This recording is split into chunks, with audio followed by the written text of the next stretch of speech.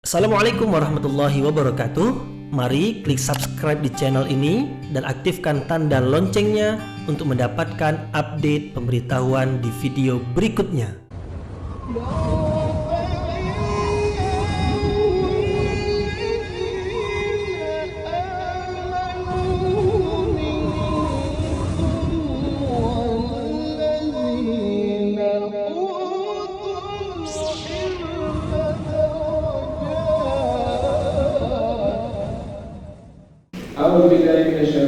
Bismillahirrahmanirrahim. Assalamualaikum warahmatullahi wabarakatuh.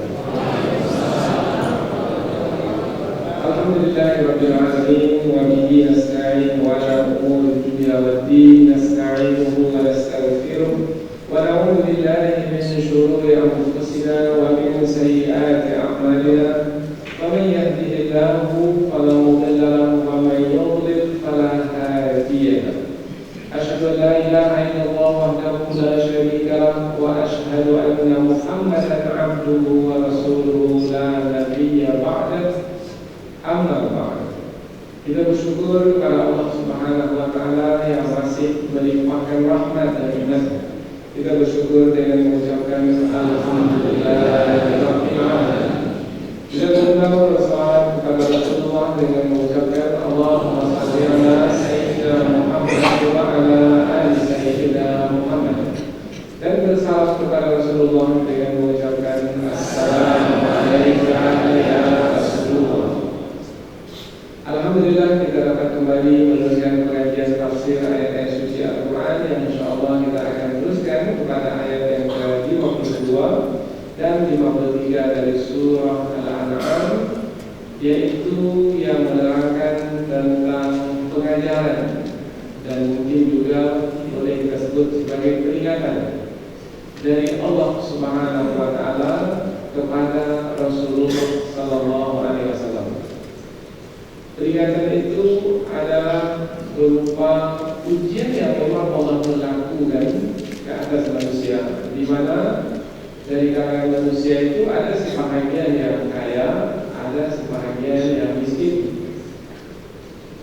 ada sebahagian yang terpandang mulia dari keturunan bangsawan, ada pula sebahagian dari hamba sahaya, dari orang-orang yang tidak memiliki kedudukan, atau istilahnya pada hari ini tidak mengalir darah biru padanya, bukan dari kalangan kerabat raja.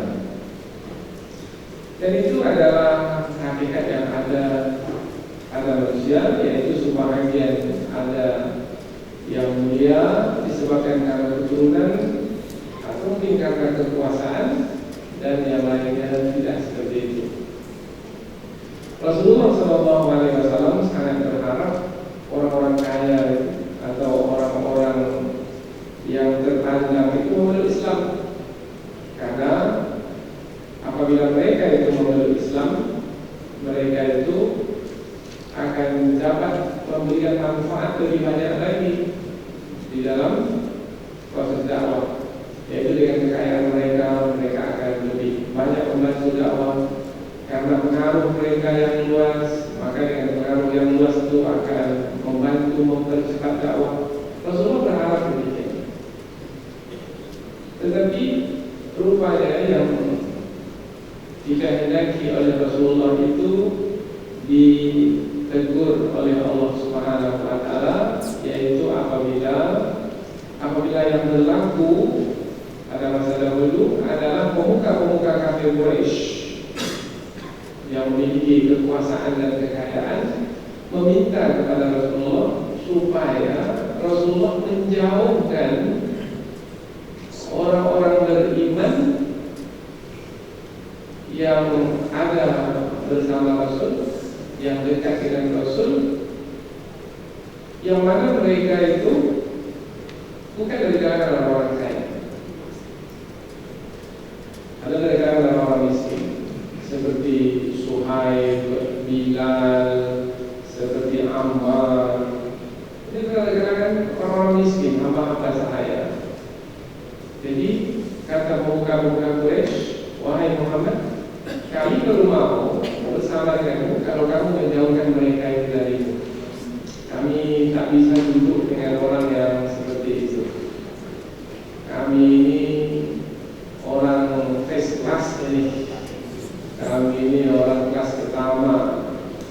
Kami ini orang-orang mulia, kami ini orang-orang kaya, mereka itu orang-orang miskin. Maka kalau kami beriman kepadamu dan mengikutimu, maka kami nanti akan bersama dengan mereka. Di dalam tafsir ada disebutkan, karena Rasulullah ini sangat berharap mereka itu memeluk Islam, karena berharap mereka itu akan memeluk Islam, bukan karena kekayaan mereka, bukan karena kekuasaan mereka, bukan. Itu sifatnya duniawi. Rasulullah sudah tidak lagi memiliki tujuan-tujuan duniawi dalam hidup kita. Yang Rasulullah inginkan adalah mereka itu memeluk Islam. Itu diharapkan.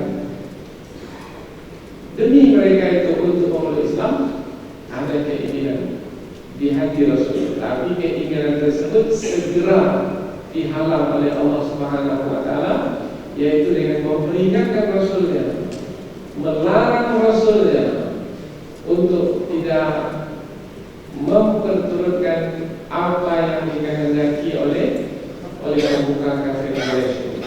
Jadi ayat ini adalah ayat yang menerangkan tentang peristiwa yang terjadi pada masa dahulu pada diri Rasulullah SAW, yaitu peringatan dari Allah Subhanahu wa taala supaya Rasulullah tidak mengikuti apa yang dikehendaki oleh pemuka kafir Quraisy, disebabkan karena mereka adalah orang-orang dari keturunan bangsawan mulia kononnya, kemudian dari kalangan orang-orang yang memiliki harta.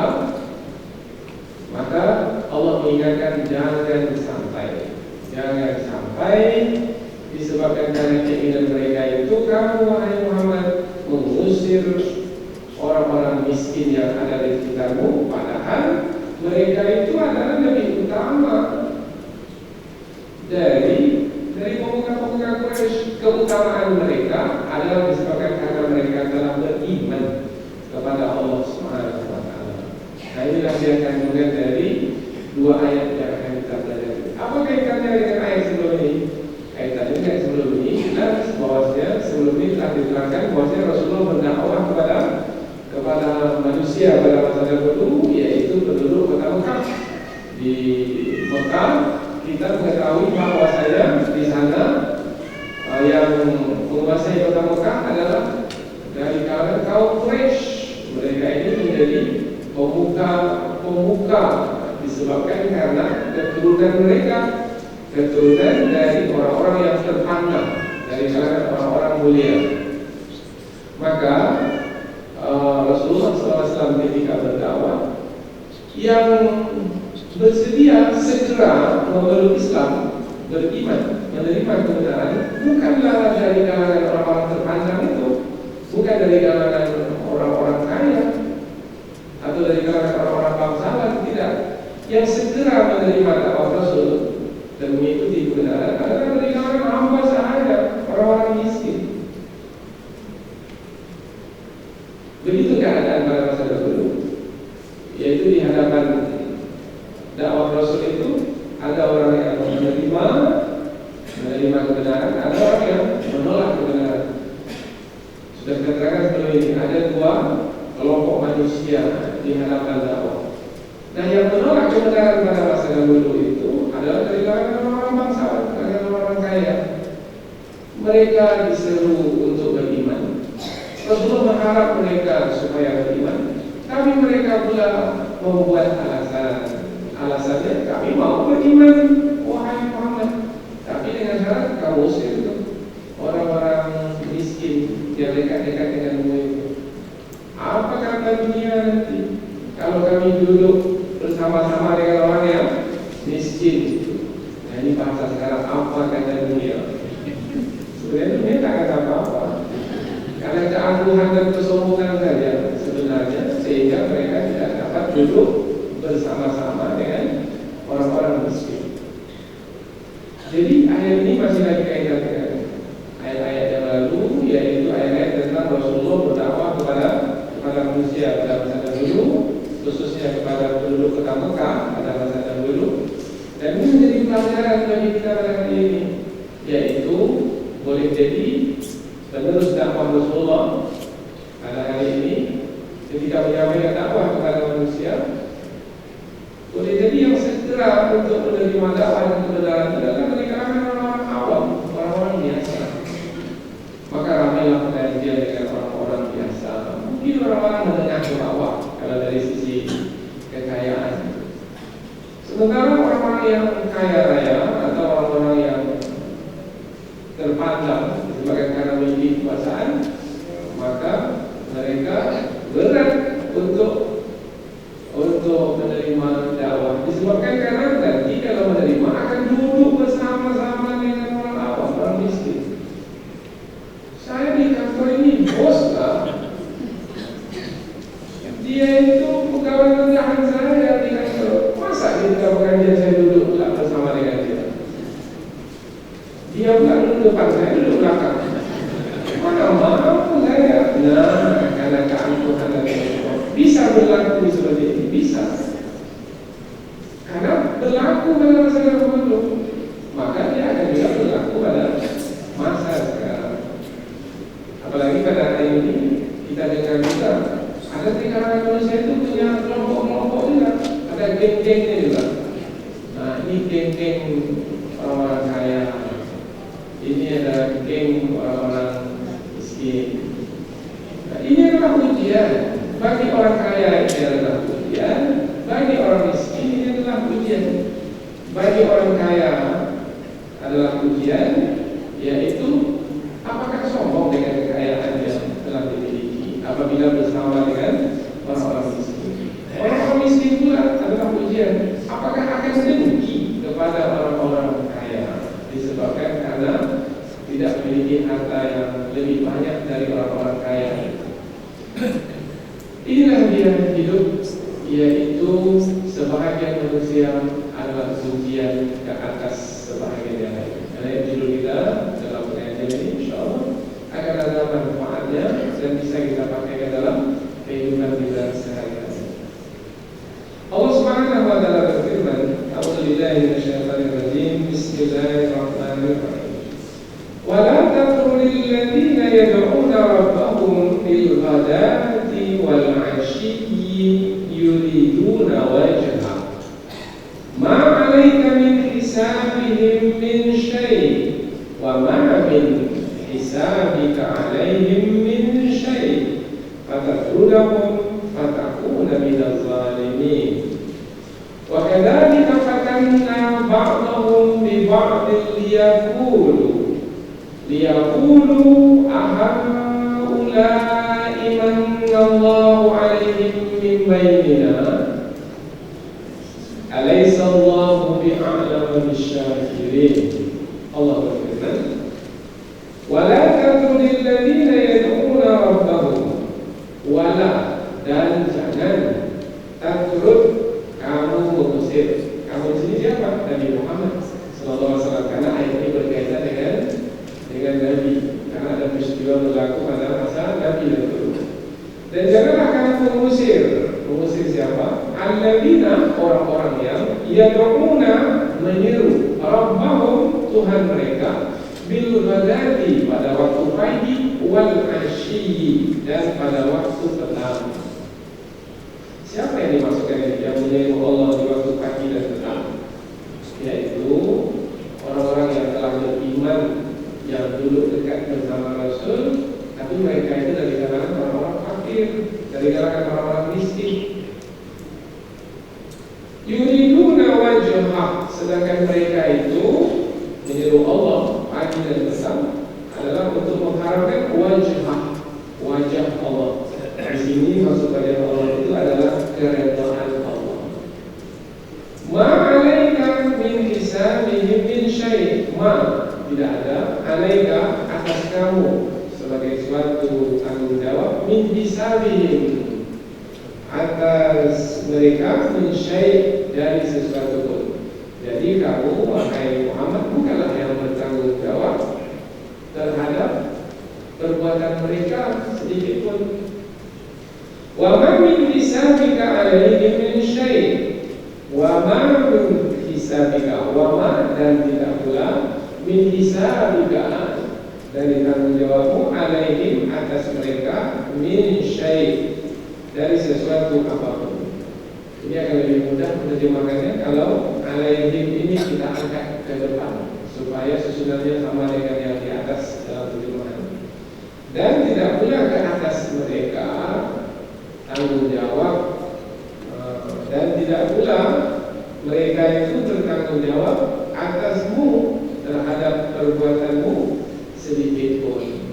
Jadi Nabi Muhammad tidak bertanggung jawab terhadap perbuatan mereka, dan mereka pula tidak bertanggung jawab terhadap perbuatan yang dilakukan oleh Nabi Muhammad SAW. Maknanya masing-masing bertanggung jawab atas diri masing-masing.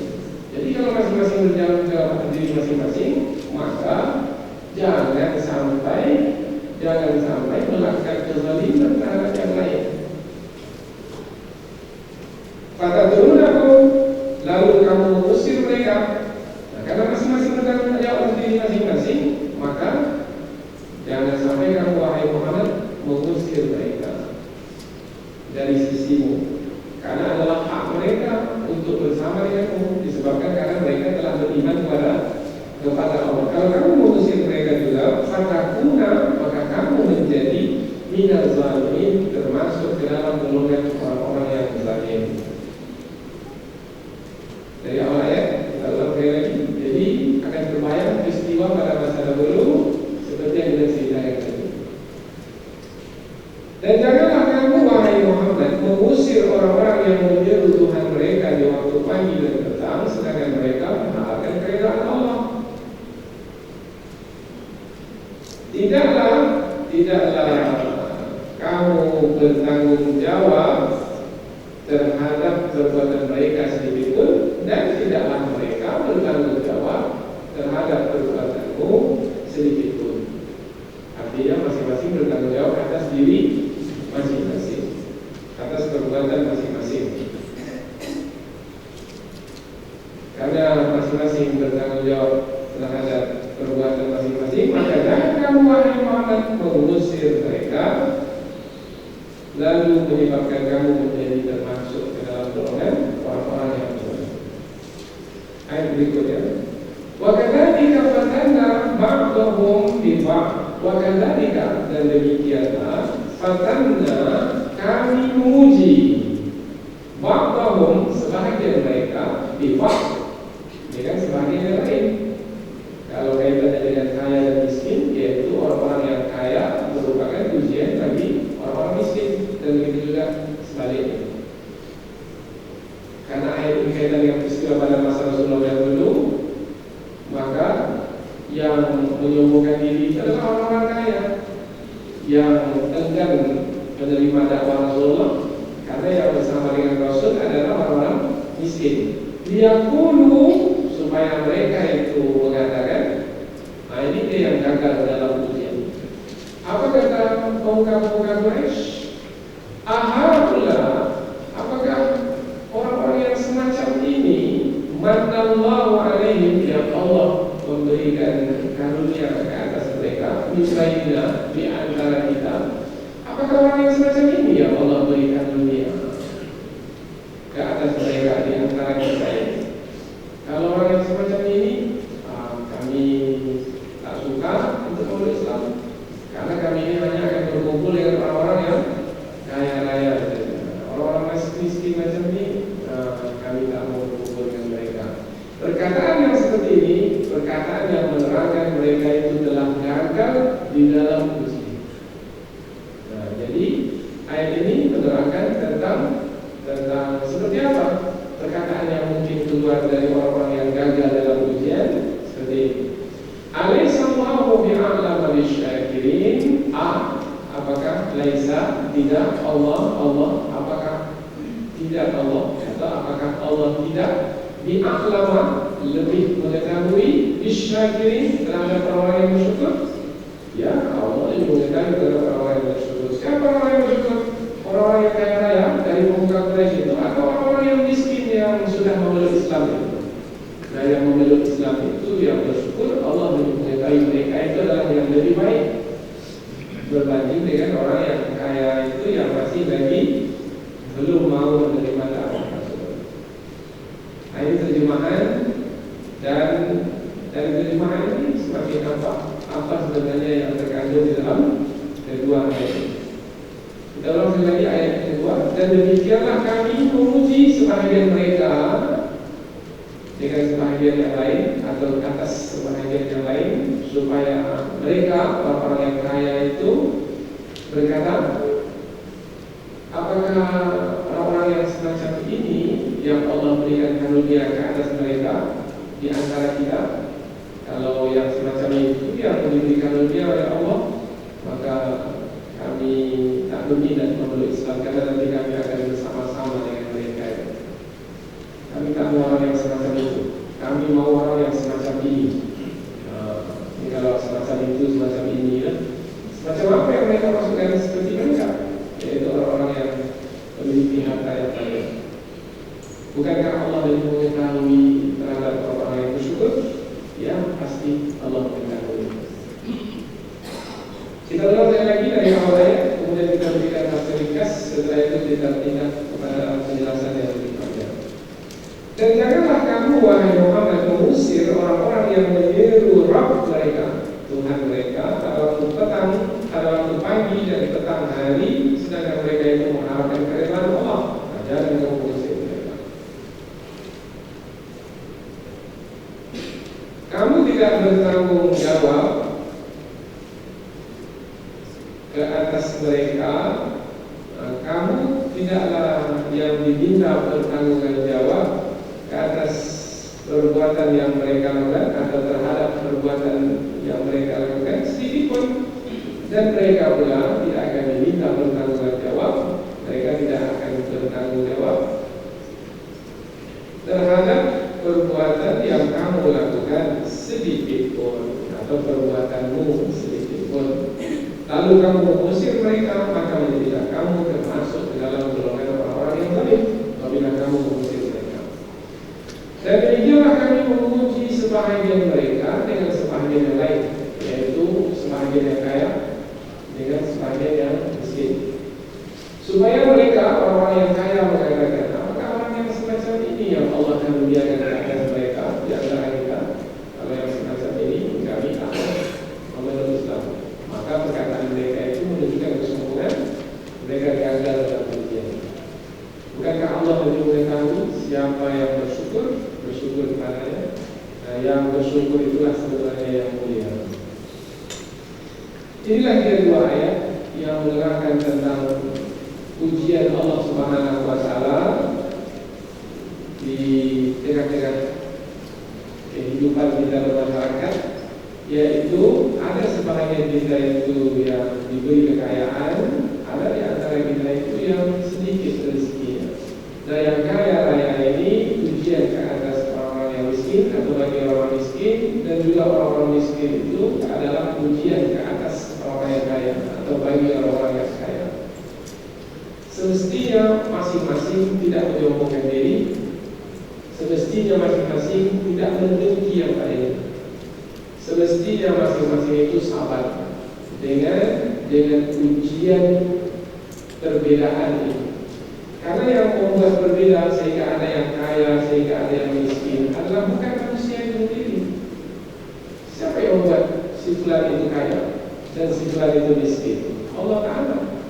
Berarti apabila Allah yang menetapkan seseorang itu kaya dan yang lain itu miskin, maka jangan penetapan Allah itu membuat manusia memiliki alasan untuk menyombongkan diri atau mendengki yang lain. Semestinya masing-masing kembali kepada Allah Subhanahu wa Ta'ala. Pasti di sebalik kekayaan yang diberi itu ada hikmahnya, pasti di sebalik kemiskinan yang ditetapkan itu ada hikmahnya. Kembalikan kepada Allah. Maka yang mengembalikan kepada Allah terbangun keimanan. Apabila terbangun keimanan, maka masing-masing akan sabar. Sabar karena tetap dalam keadaan. Orang yang kaya sabar ke atas sikap orang-orang miskin yang mungkin kurang menyenangkannya. Begitu juga orang-orang miskin sabar ke atas sikap orang-orang kaya yang mungkin kurang menyenangkannya. Masing-masing sifat, dan inilah dia yang semestinya diperhatikan, yaitu ujian ujian di dalam keberagaman. Ujian di dalam keberagaman. Lihat dia sebagai ujian. Kalau melihat sebagai ujian, maka masing-masing tidak akan lagi melihat diri dia siapa, apakah kaya dia atau miskin dia tidak akan lihat lagi. Karena ujian sama, si kaya diuji, si miskin pun diuji. Dan yang mulia di antara orang yang diuji itu adalah yang berhasil dalam ujian, itu yang mulia. Kalau yang gagal dalam ujian, si kaya gagal dalam ujian, tidak hina. Si miskin gagal dalam ujian, hina. Sudah miskin gagal lagi dalam ujian. Sudah dunia tak dapat, akhirat tak dapat. Karena hidup di dunia ini adalah untuk diuji oleh Allah supaya mendapatkan balasan kebaikan nanti dengan sempurna di akhirat. Inilah dia ringkasan dari dua ayat yang kita pelajari. Sekarang kita lihat ayat yang lebih dekat. Allah berfirman, "Wala tatrudil ladzina yad'una rabbahum bil ghadati wal 'ashyi." Dan janganlah kamu mengusir mereka. Kata mengusir ini tatrud maknanya menjauhkan diri. Menjauhkan diri siapa? Diri orang lain dari kita. Itu namanya mengusir. Kalau kita yang menjauhkan diri kita, tidak ada makna mengusir itu. Meskipun pada akhirnya jauh juga. Tetapi kalau wala tatrud, dan janganlah kamu mengusir orang lain yang diminta supaya menjauh. Nanti kamu dari ini. Nah, itu namanya mengusir. Allah melarang Rasulnya untuk berlaku yang sedemikian itu kepada alladzina yad'una rabbahum bil ghadati wal 'ashyi, yaitu kepada para sahabat yang sudah beriman, yang mana mereka itu membuktikan keimanan mereka dengan yad'una rabbahum, dengan meniru Tuhan mereka, meniru Allah di dalam salat mereka, meniru Allah di dalam zikir-zikir mereka, di dalam doa-doa mereka. Berarti mereka adalah orang-orang yang dekat dengan Allah. Mereka orang-orang yang bersama dengan Allah, karena mereka bersama dengan Allah melalui amal-amal ibadah mereka. Kemudian mereka bersama Allah bukan pada waktu tertentu. Disebutkan di sini bil ghadati wal 'ashyi, yaitu pada waktu pagi dan petang. Maknanya mereka ini senantiasa bersama Allah, menyeru Allah. Maka mereka ini adalah orang yang betul-betul dekat dengan Allah. Siapa orang yang dekat dengan Allah? Orang yang menyeru Allah sepanjang masa, sepanjang waktu, tak pernah berhenti dari mengingat Allah. Mereka adalah orang yang dekat dengan Allah. Maka orang yang seperti itu akan diusir pula. Itu bukanlah perbuatan yang terpuji, itu bukanlah perbuatan yang mulia. Maka Allah melarang Rasulnya, jangan kamu. Apakah Rasul telah melakukannya? Tidak, Rasulullah belum lagi melakukannya. Tapi Allah tidak menghendaki Rasulnya akan melakukannya. Maka diturunkanlah ayat ini sebagai peringatan akan melakukannya. Maka diturunkan ayat ini sebagai peringatan. Apa sebabnya? Sebabnya ada kejadian yang bisa membawa kepada perbuatan itu mungkin akan terjadi nanti. Ceritanya Rasulullah dulu bersama dengan para sahabat, yang para sahabat di sekeliling Rasul adalah dari kalangan orang-orang yang miskin, yaitu Bilal, Suhaib, Ammar, seperti yang kita sebutkan tadi. Kemudian kafir Quraisy lalu di hadapan Rasul. Ketika lalu di hadapan Rasul, melihat Rasulullah dikelilingi oleh orang-orang yang miskin, sementara mereka ini orang-orang kaya, orang-orang terkenal. Kemudian mereka berhenti di hadapan Rasul. Ketika berhenti di hadapan Rasul, mereka mengatakan kepada Rasul, wahai Muhammad, mau tidak kami mengikuti kamu? Kalau mau, usir mereka itu dari sisi, supaya kami bersama denganmu saja. Kami tidak bisa bersama dengan mereka itu sekali dalam satu majlis. In Itu adalah permintaan dari kafir Quraisy. Turun ayat ini sebagai ini, peringatan kepada Rasulullah, jangan kamu mengusir mereka itu yang sudah duduk bersama denganmu itu. Mereka itu orang-orang yang meniru Allah pagi dan petang. Mereka itu orang-orang yang ikhlas dalam meniru Allah. Yuriduna wajhah. Mereka itu mengharapkan keridhaan Allah, tak ada kepentingan duniawi.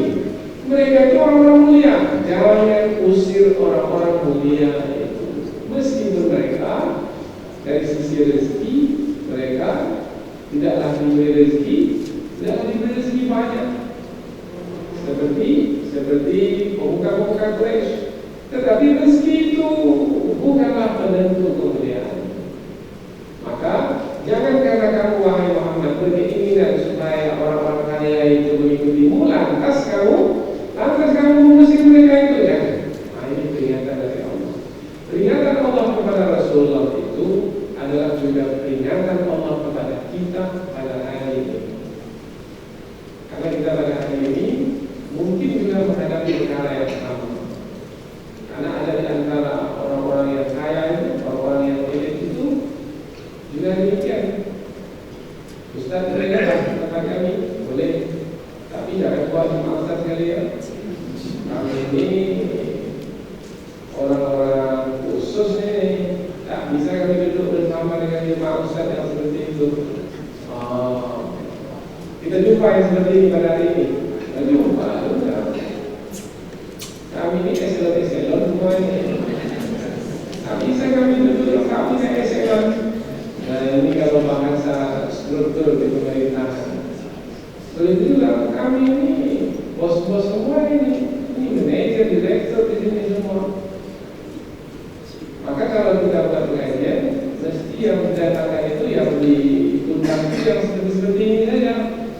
Kami tak bisa bersama dengan orang yang maka Ustadz ini mesti dia bersikap tegas karena Allah memperingatkan Rasulullah dahulu. Maka sang Ustadz ini pun juga, Bapak jangan seperti itu. Apa sebab? Sebab kekayaan yang ada di tangan kita itu adalah sebagai ujian. Kalau kita perkenankan juga apa yang dia kehendaki, kita pergi. Kemudian kita mendatangi orang yang masih lagi memiliki sifat kesombongan. Maka apabila kita berdakwah kepada mereka yang di dalam hati mereka ada sifat kesombongan, apakah dakwah itu berkesan kepada orang-orang yang masih memiliki sifat kesombongan? Kita berharap juga mereka itu untuk menerima kebenaran, tetapi sebenarnya kehadiran kita bersama dengan orang-orang yang miskin, yang merendahkan diri, yang ikhlas, yang mengharapkan kepada Allah, itu adalah lebih bermanfaat sebenarnya berbanding dengan orang yang kaya-kaya. Ini bukan semua orang kaya, sebahagian orang kaya. Kemudian kalau dibuat pada masa dahulu, orang kaya yang belum lagi tersentuh oleh keimanan, mereka belum lagi memeluk Islam. Alhamdulillah pada hari ini ramai orang-orang kaya dari kalangan umat Islam yang memiliki keresahan hati. Mereka bersama dengan orang-orang miskin, bahkan tak nampak mereka sebagai orang-orang yang kaya. Mereka sangat merendahkan diri, duduk sama rendah, tegak sama tinggi. Mereka tidak sedikit pun membedakan diri dengan orang lain. Nah, ini orang yang seperti ini adalah orang-orang yang berhasil dalam ujian. Ini yang diceritakan tadi adalah pada masa Rasulullah dahulu, Rasulullah diperingatkan, maka kita pada hari ini pun juga diperingatkan.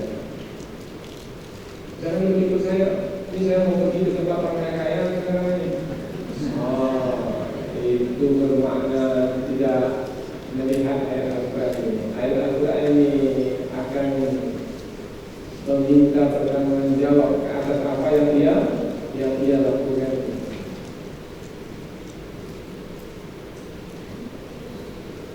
Dan janganlah kamu mengusir mereka, yaitu orang-orang yang menyeru Tuhan mereka di waktu pagi dan petang, sedangkan mereka itu mengharapkan kepada Allah. Jangan, itu perbuatan zalim.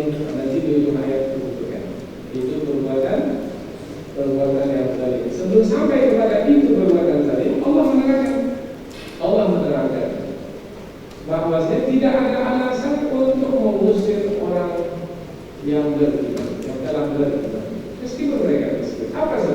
Sebab masing-masing orang apabila telah beriman kepada Allah, masing-masing akan bertanggung jawab ke atas diri masing-masing.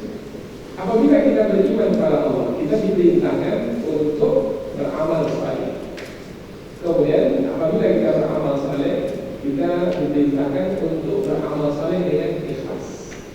Nah, masing-masing kita bertanggung jawab. Apabila kita beriman, beramal saleh, kemudian kita lakukan perbuatan itu dengan ikhlas, kita yang akan mempertanggungjawabkannya di hadapan Allah. Masing-masing kita sendiri yang akan mempertanggungjawabkannya. Dan masing-masing kita ingin berbuat baik supaya kita mendapatkan balasan baik. Ada tak orang lain yang berhak untuk menghalang kita dari berbuat baik sehingga kita tidak mendapatkan balasan baik nanti?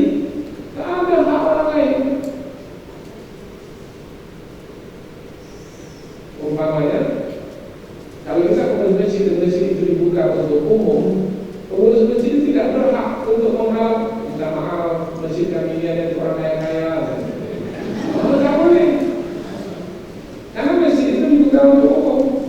Kecuali kalau berbuat masyarakat di rumahnya, umpamanya. Tetapi ini kaitannya adalah dengan beribadah, beramal. Karena masing-masing orang akan bertanggung jawab dengan apa yang dia lakukan. Apabila perbuatan baik, dia akan mendapatkan balasan baik. Maka tidak ada hak orang lain untuk menghalang orang lain dari berbuat baik, karena dia ingin mendapatkan balasan kebaikan. Para sahabat tadi yang dalam memeluk Islam tetapi dari kalangan orang-orang yang miskin, mereka berhak untuk mendapatkan balasan kebaikan dari sisi Allah, yaitu melalui duduk bersama Rasul.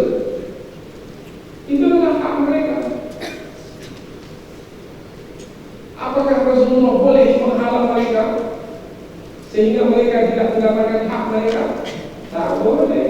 Maka Allah menyampaikan, dan tidaklah kamu wahai Muhammad bertanggung jawab atas perbuatan mereka itu sedikit pun, dan mereka pun tidak bertanggung jawab atas perbuatanmu sedikit pun, karena masing-masing manusia apabila ia beriman kepada Allah, ia beramal saleh dengan ikhlas, maka masing-masing akan mendapatkan balasan masing-masing, dan tidak boleh masing-masing menghalang yang lain dari melakukan kebaikan.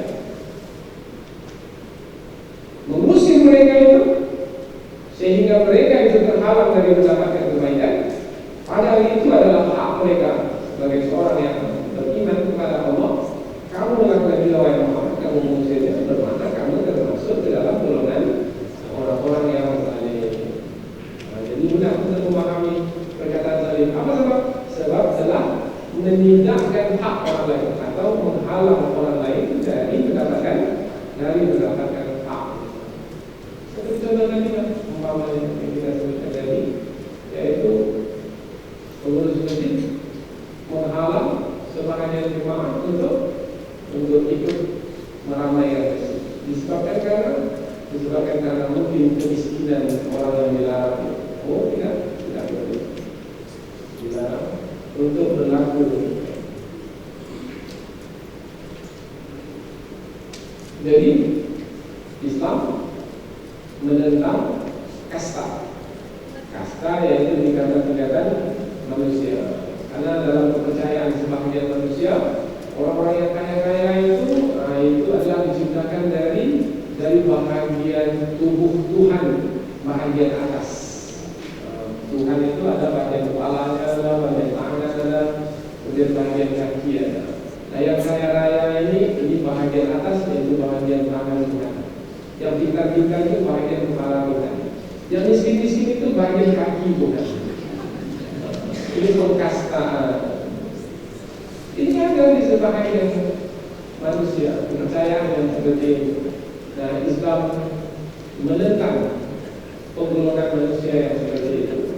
Allah menyebutkan, inna akramakum indallahi atqakum. Orang yang paling mulia di sisi Allah di antara kamu adalah yang paling bertakwa. Takwa itu yang menentukan, bukan kekayaan, bukan keturunan, kebangsawanan, kepintaran, tidak. Ayat berikutnya, wa kadzalika fatanna ba'dahum bi ba'd. Ini dia yang menjadi tumpuan. Dan demikianlah kami menguji sebahagian mereka dengan sebahagian yang lain, atau sebahagian mereka ke atas sebahagian yang lain. Dan demikianlah. Kalau disebut kata demikianlah, bermakna ayat ini berhubungan dengan ayat yang sebelumnya. Karena kata demikianlah itu tak mungkin berada di pangkal ayat secara tiba-tiba begitu saja. Tidak, pasti kaitannya dengan ayat yang sebelumnya. Bagaimana kita mengkaitkan ayat ini dengan ayat sebelumnya? Ayat ini menerangkan Allah menguji sebahagian manusia ke atas sebahagian yang lain. Bagaimana mengkaitkan dengan ayat sebelumnya? Ayat sebelumnya menerangkan tentang peristiwa yang terjadi pada masa Rasulullah dahulu, yaitu sebahagian dari orang-orang yang diseru oleh Rasul, yaitu dari kalangan orang-orang kaya, menyombongkan diri ke atas sebahagian orang-orang yang diseru oleh Rasul juga, tetapi dari kalangan orang-orang miskin. Nah, kaya miskin yang terjadi pada masa Rasul dahulu itu menjadi ujian, yaitu si kaya diuji dengan si miskin diuji dengan si kaya. Apabila terjadi pada masa dahulu seperti itu, demikianlah juga terjadi pada masa sekarang. Jadi kata demikianlah itu menerangkan tentang apa yang disebutkan pada masa dahulu, ia akan terus berulang pada masa ini dan pada masa yang akan datang. Apabila kejadian ini berulang seperti ini, maka perlu ada bekal untuk menghadapinya. Bekal untuk menghadapinya adalah disebutkan dalam ayat ini, yaitu bersabar dalam ujian. Karena kalau disebutkan fatanna, dan demikianlah kami menguji, kata fatanna di sini dari kata fitnah. Fitnah itu ujian. Diambil dari kata futina zahab. Emas itu diuji. Kapan emas itu diuji? Karena apabila emas sudah lama dipakai, emas itu kan kuning mengkilat. Tapi kalau sudah lama dipakai, mungkin kilatnya sudah tak ada lagi. Karena mungkin ketika kita bawa mandi, kena air, kotoran air melekat padanya, dan seterusnya. Akhirnya tak nampak kuningnya lagi, tak nampak mengkilatnya. Maka orang pun meragukan ini emas atau tidak ini. Bagaimana untuk mengetahui emas tidak emas? Maka diuji emas itu. Bagaimana cara menguji emas? Cara mengujinya adalah dibakar dengan api. Diletakkan di hadapan api, nyalakan api besar, kemudian letakkan emas di atasnya. Nanti emas itu mencair. Yang tadinya dia keras, membeku, dengan dibakar di atas api dia akan mencair. Ketika dia mencair, maka akan terpisahkanlah yang emas itu emas dan yang kotoran itu kotoran. Kapan terpisahkan? Setelah diuji. Dengan apa diuji? Dengan nyala api. Maka kita ini akan diuji sekarang ini dengan apa? Dengan nyala api. Apa nyala api ini? Mungkin apabila kita bersama dengan orang yang miskin, mungkin sikap orang miskin yang tidak kita suka itu ujian bagi kita. Apabila kita mampu bersabar akan sikap yang tidak kita sukai dari orang miskin, berhasil dalam ujian, maka nampaklah yang emas itu emas, nampaklah yang beriman itu betul-betul beriman. Kalau tidak, hilang keimanan ketika itu. Orang miskin tak tahu diri. Orang kampung bernama tidak pulang dia. Sudah. Kata ujian. Bisa terjadi, bisa. Dan kita mengatakan ceritanya. Umpamanya ketika pergi haji sama-sama, atau pergi umrah sama-sama. Di Mekah sana kan tidak satu orang satu kamar, kan tidak. Di sana satu kamar diisi oleh 10 orang umpamanya. Nah yang 10 orang ini umpamanya 5 kaya raya, 5 miskin. Oh ini ujian. Biasanya ketika di tanah air bersama-sama, kalau yang kaya bersama-sama yang kaya, yang miskin bersama-sama yang miskin. Maka sikap orang kaya berbeda dengan sikap orang yang miskin.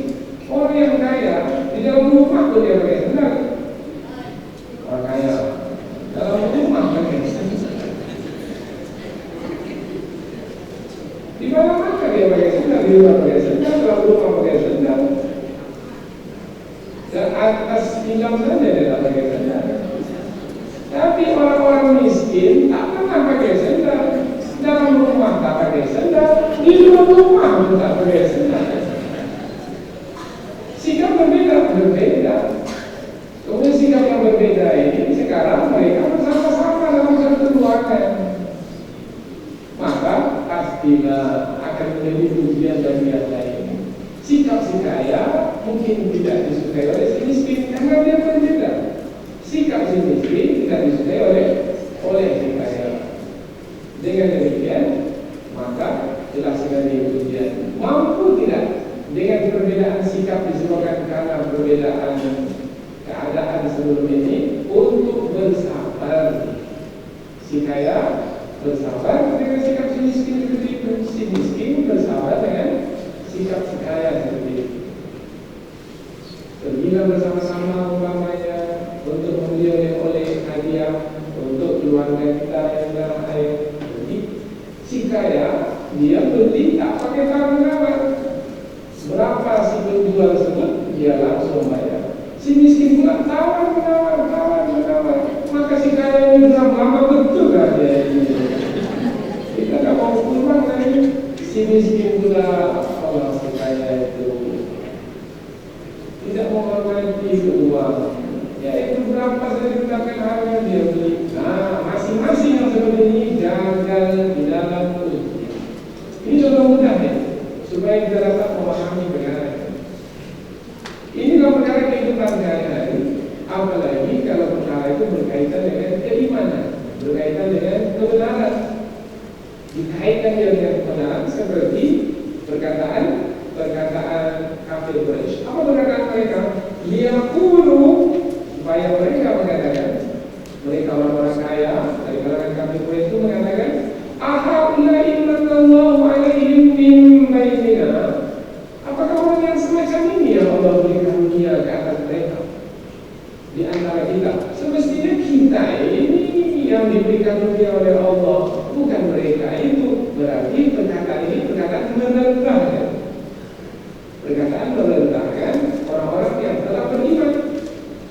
Disebabkan hanya karena kemiskinan mereka. Jadi faktor kemiskinan dijadikan sebagai alasan untuk merendahkan yang lain. Ini adalah perkataan yang buruk dan tercela. Ini dikatakan oleh pemuka-pemuka Quraisy. Maka Allah Subhanahu wa taala membantah, yaitu dengan mengatakan, "Alaihissallahu bi'a'lamu bisyai'in." Bukankah Allah lebih mengetahui terhadap orang-orang yang bersyukur? Maknanya yang Allah muliakan dan yang Allah hormati, yang Allah tinggikan kedudukannya adalah orang-orang yang bersyukur, yaitu orang-orang yang hidup mereka itu adalah untuk beriman kepada Allah. Allah beri kehidupan, kemudian dengan kehidupan yang diberi oleh Allah itu dapat makan, minum, pakaian, rumah tangga, diberi waktu, diberi tenaga, diberi ilmu pengetahuan. Nah, semua yang diberi oleh Allah dalam kehidupan ini digunakan untuk bersyukur kepada Allah. Bersyukur yaitu dengan mentaati Allah Subhanahu wa taala. Sehingga apa yang diterima digunakan kembali dengan melakukan ketaatan kepada Allah. Karena tidaklah kita yang diciptakan melainkan untuk beribadah kepada Allah, taat kepada perintah Allah. Orang yang taat kepada perintah Allah adalah orang yang bersyukur. Ia syukuri hidup yang diberi oleh Allah dengan beribadah dan taat kepada Allah. Orang yang seperti itu adalah yang Allah agungkan, yang Allah muliakan. Tetapi orang yang seperti itu pula oleh orang-orang kaya dihinakan, direndahkan. Maka semestinya melalui dua ayat ini kita mendapat pelajaran, yaitu apabila kita diuji oleh Allah, diuji dengan kekayaan yang kita beri, tidaklah kekayaan itu membuat kita menjadi sombong, menyombongkan diri. Kalau diuji kita dengan kemiskinan, harta kita sedikit, terbatas, tidak seperti yang diberikan kepada orang-orang kaya, maka tidaklah membuat kita menjadi dengki terhadap orang-orang yang kaya tersebut. Masing-masing sabar. Orang yang kaya sabar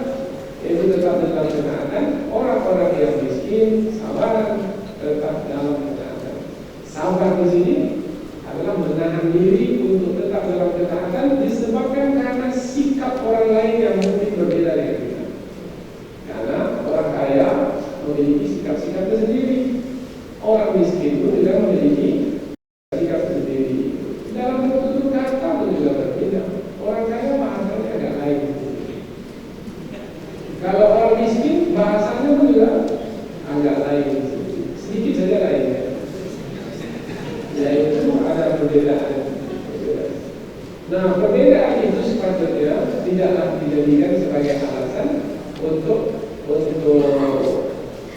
melakukan perbuatan yang tidak perlu, yaitu yang satu menyombongkan diri dan yang satu pula dengki. Dan jangan sekali-kali status kita itu sebagai orang kaya dan sebagai orang miskin adalah dikaitkan pula dengan beriman atau tidak, atau mengikuti kebenaran atau tidak mengikuti kebenaran. Itu adalah alasan yang tidak bisa diterima, karena kaya dengan miskin kita itu adalah ketentuan Allah Subhanahu wa taala. Kemudian beriman kita atau tidak beriman kita itu adalah ujian ke atas diri kita dalam hidup ini. Beriman dan beriman berhasil dalam ujian, tidak mau beriman gagal dalam ujian. Dua perkara yang sangat jauh sekali perbedaannya, dan dua perkara yang tidak sama, maka semestinya diperhatikan dengan baik sehingga kita berhasil dalam ujian hidup ini. Kita berharap kepada kita yang sudah belajar, yang sudah mengerti tentang perkara ini, maka jangan jadikan perbedaan kekayaan kemiskinan di antara kita itu sebagai alasan untuk tidak bersama-sama. Karena umat Islam itu adalah bagaikan satu tubuh. Apabila yang satu apabila satu bagian dari anggota tubuh itu yang terluka, maka seluruhnya ikut merasakan kesedihan. Seperti umpamanya ada bahasa yang sangat bagus sekali. Ketika kita diberi peluang oleh Allah Subhanahu wa taala untuk membantu saudara kita di Palestina, umpamanya di Suriah, secara kasat mata, secara lahiriah kita membantu mereka. Maka berhati-hati, jangan sampai terpedaya sehingga kita melihat kita lebih baik dari mereka, karena kita adalah sebagai yang membantu. Oh tidak. Maka bahasa yang sangat bagus sekali mengatakan adalah mereka itu membantu kita yang memiliki harta, sehingga kita mengeluarkan harta yang kembali kebaikannya adalah untuk diri kita juga. Mereka membantu kita melalui harta kita yang mereka terima untuk kita masuk surga. Jadi bukan kita yang bantu mereka sebenarnya mereka yang bantu kita. Nah, dengan demikian kita tidak akan menyombongkan diri. Ini adalah ujian dalam hidup, dan mudah-mudahan kita berhasil dalam ujian hidup. Mudah-mudahan ada manfaatnya insyaallah. Subhanakallahumma wa bihamdika, asyhadu an la ilaha illa anta, astaghfiruka wa atubu ilaik. Wassalamualaikum warahmatullahi wabarakatuh.